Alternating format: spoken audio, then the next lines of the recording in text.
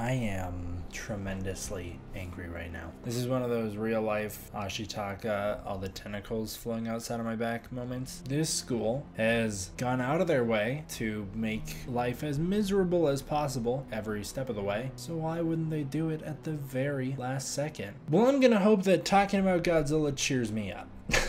What's up, everybody? D-Man back. Welcome to a brand new video, and today we're going to be doing another MonsterVerse news roundup. Now, first of all, I just want to say a big hello. What's up, everybody? There's a lot of new people here. Thank you guys so much for the support. If you don't know what we do on this channel, we are currently going through a chronological history of the MonsterVerse, and we are up to June 2022. So if you're interested in the chronological development of Godzilla X Kong, The New Empire, that's what we're doing here, and that's what we're going to be talking about. All right, I think that intro should hopefully explain to people what's going on. Let's jump into it.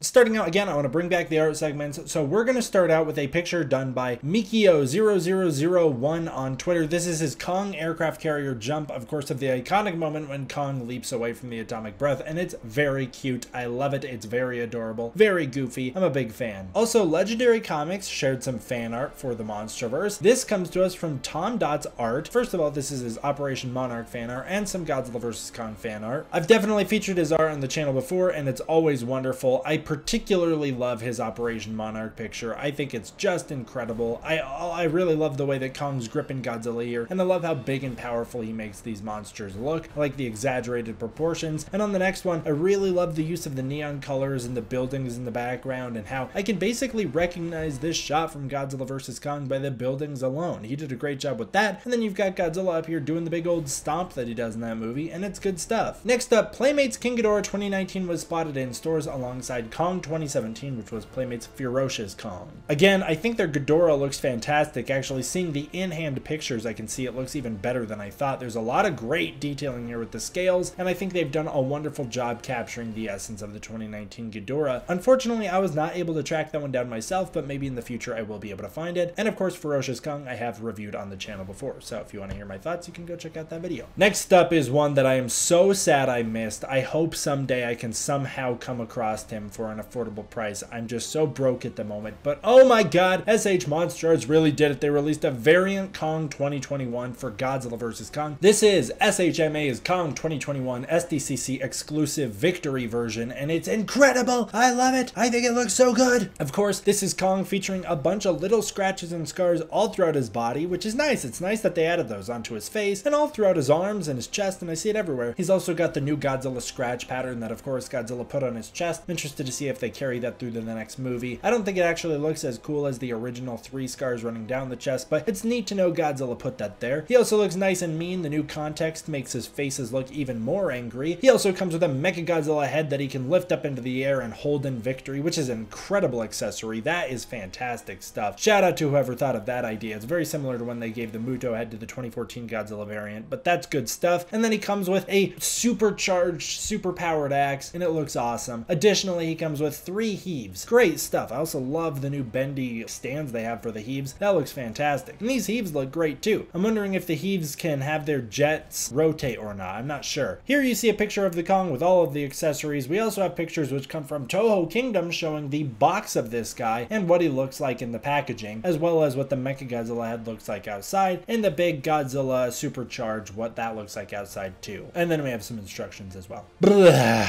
I'm in such a bad mood. I'm going to speedrun this one. I don't want to spend time on it. Zack Snyder, everybody's favorite filmmaker. I don't know how he amassed such a powerful cult, although I like to point out that that cult's not very powerful, and they're fun to make fun of because they couldn't even turn up to the box office to save the franchise that they love so much. If they loved it more, it wouldn't have died in the first place. Zack Snyder apparently was asked by Warner Bros. To step up and help Godzilla vs. Kong out and get all the Snyder hate off Godzilla vs. Kong's back and pull his fan base away from hating on that movie for absolutely no reason. Of course, why would he? Warner Bros. knows has wronged him so many times. I wouldn't probably in his position stand up for them either. But then he also is just like, my fan base will be my fan base. Nah, man, your fan base is a real toxic thing that you have helped fuel. You should probably settle them down at some point. But I also get why you wouldn't do a favor for Warner Bros., the studio that put you in this position in the first place. So I do see both sides here. Along with the Snyder report here that Zack Snyder chose not to help Godzilla vs. Kong out, which is really disrespectful to fellow filmmaker Adam Wingard, although again, I get why from a studio perspective he wouldn't do that. It doesn't matter. Godzilla vs. Kong tracked better anyways. Research from Parrot Analytics revealed that the ranking for movies in 2021 placed Godzilla vs. Kong at number 6, while the Snyder Cut was all the way up there at number 8. So the Snyder fans didn't do anything but help our movie anyways. Thank you guys for getting it some traction. Of course, No Way Home was the #1 most popular movie of the year. That was unquestionable. There was no way it wouldn't be. But it's fun to see Godzilla vs. Kong rank in the top 6, and I think that's really good for them. I'm glad that they were so high up there because, of course, that is a way more niche property than superheroes. Superheroes are way more popular than Godzilla and Kong and big monsters. So it's cool to see Godzilla and Kong compete with the big guys, which is funny because, in a way, they are the big guys. Godzilla X Kong, the new Godzilla's movie release date of March 15th, 2024, shares the same release date as Terror of Mechagodzilla and King Kong 1933. That's a really cool, interesting, fun fact here that KDM shared, that all 3 movies were released on March 15th. Of course, this is also only 5 days after the anniversary of Kong Skull Island, so the MonsterVerse really does lock down March in a really fun way. I know that most Godzilla movies were released around December, but it's fun to see some share the March release date with the MonsterVerse. So this was big news. This would have been interesting to discuss if I had made this video literally 1 week ago, but Toho reported on Godzilla X Kong. However, they did not call it the Godzilla vs. Kong sequel, and they did not call it Godzilla vs. Kong 2. They called it Godzilla-Kong. This was our first acknowledgement from an official source that was not referring to the movie as the Godzilla vs. Kong sequel, and our first indication that the movie wasn't going to be Godzilla vs. Kong again. Of course, Toho did do a press release for this movie where they do call it the sequel to Godzilla vs. Kong, and they confirmed that Godzilla will be appearing in the movie to celebrate his 70th anniversary on screen, which is awesome. It's great that Godzilla can share his 70th anniversary with King Kong. That's really cool, and it's cool that they are not missing an anniversary. Of course, Godzilla has never missed an anniversary. From the dawn of Godzilla, we had Godzilla 1954. 1964 was a big year for Godzilla with Mothra vs. Godzilla and Ghidorah the Three-Headed Monster. We jump forward 10 years and we get Godzilla vs. Mechagodzilla. We leap forward another 10 years and we get Godzilla 1984. In the 90s, we had Godzilla vs. Space Godzilla. In the 2000s, we had Godzilla 2000. And of course, in the 2010s, we have Godzilla 2014. So this will also be the 10th anniversary for the MonsterVerse. So it just makes sense that Godzilla would appear in this film because this is a very important release date for him. But I like that Toho very early on was not referring to it as the Godzilla vs. Kong sequel because they didn't want people to think that it was Godzilla fighting King Kong again. Of course, now we know that the movie is in fact called Godzilla X Kong: The New Empire. Kong Skull Island, the Twitter account, tweeted hashtag the MonsterVerse continues, which is of course a reference to the popular fan hashtag which was started in mid-2021, which was hashtag continue the MonsterVerse. Now we see that hashtag the MonsterVerse continues. This is important because Kong Skull Island's Twitter does not tweet very often. So for them to acknowledge this movie means that Kong is in it. Of course, that is very well known at the moment, but back in the day, it was a little ambiguous as to what this movie was going to be about and who was going to be in it. If Kong Skull Island was tweeting about it, that means that Kong is in it, and of course they did tweet about it, which of course means Kong is in it, and in the modern day, that's of course common knowledge. Avery Gilligan, the second AD for Godzilla vs. Kong, and the second AD for Kong Skull Island, joins Godzilla X Kong: The New Empire as the first assistant director, which is really nice. Again, it's nice to see that the MonsterVerse keeps its crew in-house, and that must mean that Avery worked really well with Adam Wingard if they're returning. Godzilla and Kong has a production update here featuring a larger crew than we saw before. We see a first assistant cameraman here whose name is a little scratched out, but I believe it's Simon England. We see the editor is John Schaefer, and we now have some new copyright stuff like rights and clearances. We have some concept artists and the visual effects supervisor. Here in July 2022, Godzilla X Kong: The New Empire began its 4.5-month shoot, which was slated to end in December 2022. I believe it does. And as this movie officially begins production, which now means we're in the best era to talk about for production, which is of course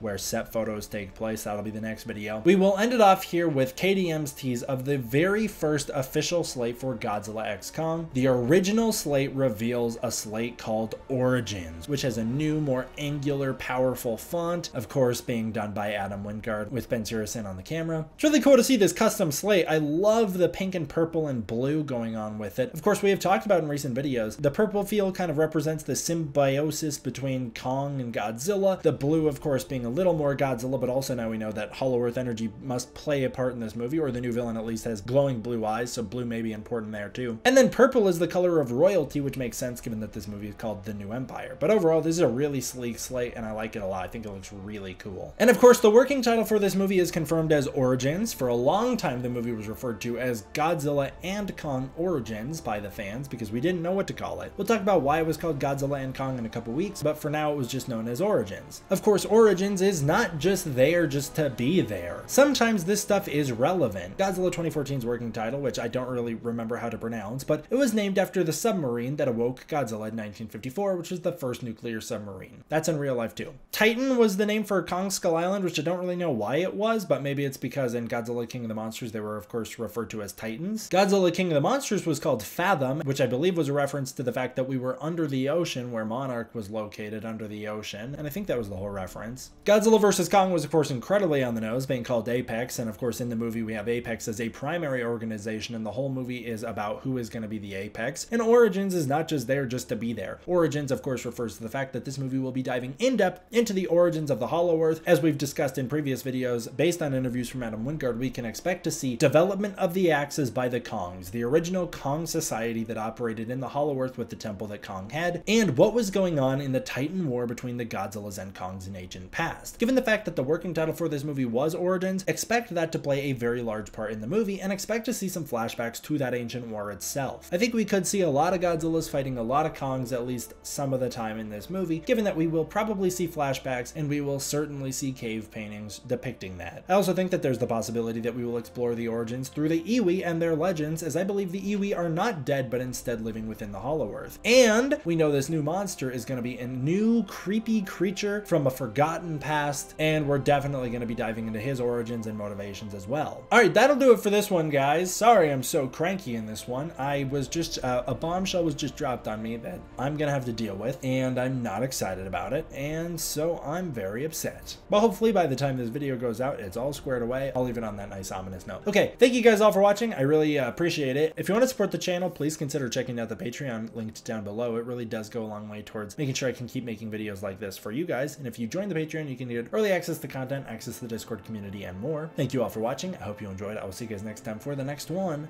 D-Man out.